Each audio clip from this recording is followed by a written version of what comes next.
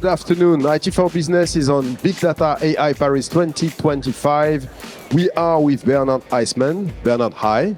Hi, nice. Thanks for having me. Thanks for accepting the invitation. Bernard, you are head of Data Factory at European Space Agency. For those who don't know about the European Space Agency, could you please remind us what it is?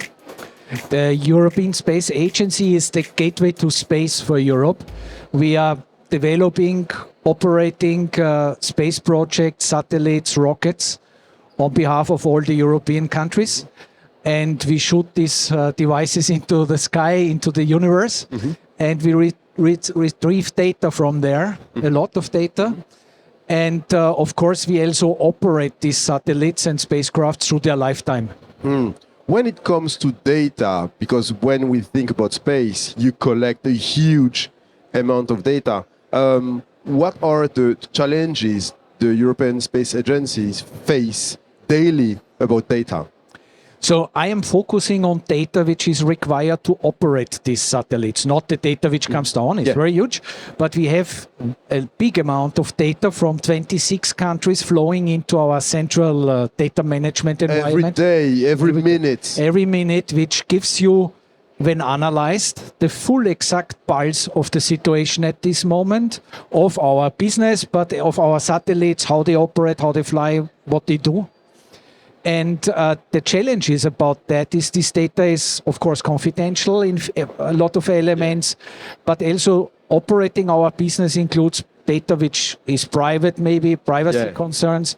So for us, end-to-end data management to understand from source each field of a data element, like your name or birthday or whatever it is, up to when it ends up on a dashboard or into a report.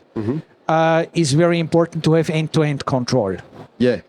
When it comes, you mentioned security and privacy. I figure that they are key for an organization like yours. How do you address them, and how are you sure that every day your data you operate are secure and stay and remain private? So one element is, of course, conceptual approach. We are running scrutiny on our projects. They have security embedded by design. We validate these security requirements with InfoSec panel and other authorities to have a quality check on our security. Yes. But secondly, we are running morning checks. So in my team, we have people every morning waking up and making sanity checks with specific tools on the entire data integrity and on the security of the data. Those guys, they are in your team. It's not the security officer team. It's in your team. It's in my team, yes, to run these security checks. Then, of course, from our security office, we have some which you would call friendly hacking attacks. Yeah. So we invite people to try to hack into our systems. We learn from that. We improve our systems.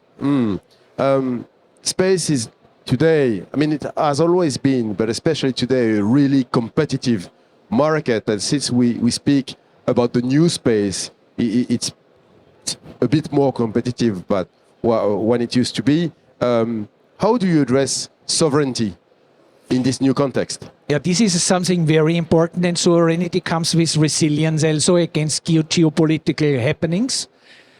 So we are revisiting our approach of being completely cloud-based and looking for products, even French products, which allow us to install on-prem solutions. For us, it's important that those products and those vendors don't treat on-premise features like the stepchild of the cloud. Yeah. It has to be the primary approach, and luckily these products are around and we have them, and that's also the topic we started with Suadeo. One last question, Bernard. You choose to work with the French Suadeo.